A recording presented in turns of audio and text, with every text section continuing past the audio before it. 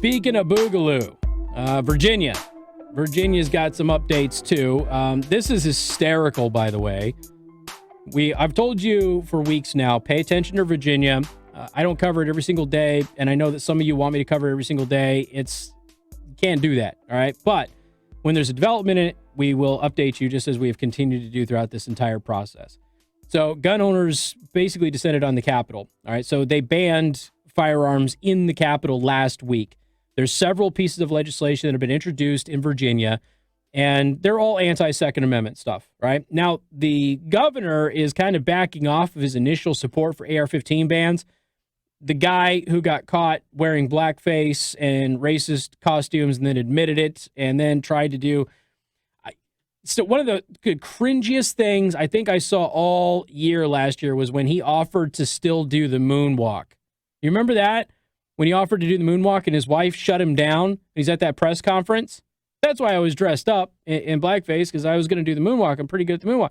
And so a reporter, to their credit, asked him to do it. Okay? Very sly way of getting this guy to commit career suicide. And his wife said no. And then he goes, oh, my wife says that wouldn't be appropriate. And you've got all of these liberal reporters now who demanded that he step down, as many people did on both sides, who are now saying, oh, it was the wrong thing to demand this guy step down. He's been great for Virginia. No, he hasn't been great for Virginia. Virginia right now is an absolute mess.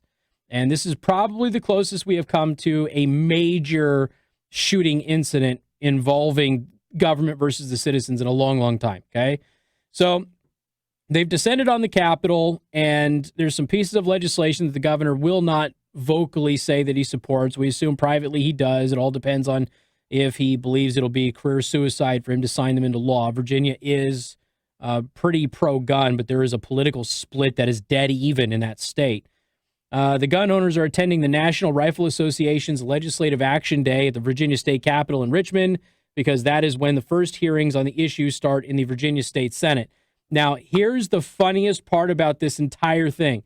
So the NRA, if you go to this event, they're passing out free 30-round magazines, which is, I'm sorry, gold. And they're good ones, too. They're mag pulls. I mean, you're passing out PMags. I don't know what generation PMag they are, but it doesn't really matter, does it? So they're handing out 1,000 30-round PMags. It is, I mean, honestly, the NRA hasn't done anything that good in a long, long time. So I wish them the best of luck.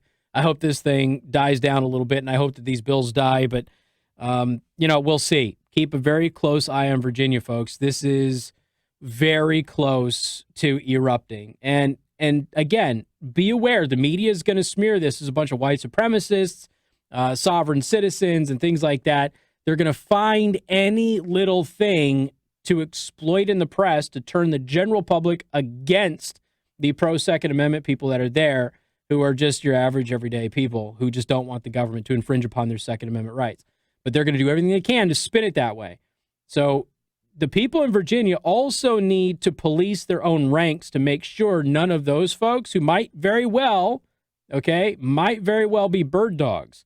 And if they're bird dogs, which means they're actually anti-gun, but they're there to go ahead and pretend that they are pro-gun and then start something, they've got to make sure that those people, the Robert Creamer group type folks, don't infiltrate their ranks and then cause a problem. So they're going to have to be very, very careful about how they handle this. But so far, so good. Hopefully it doesn't escalate and some sanity comes back to Virginia, but we'll see. We got more coming up. News Talk 95.3, Michiana's news channel.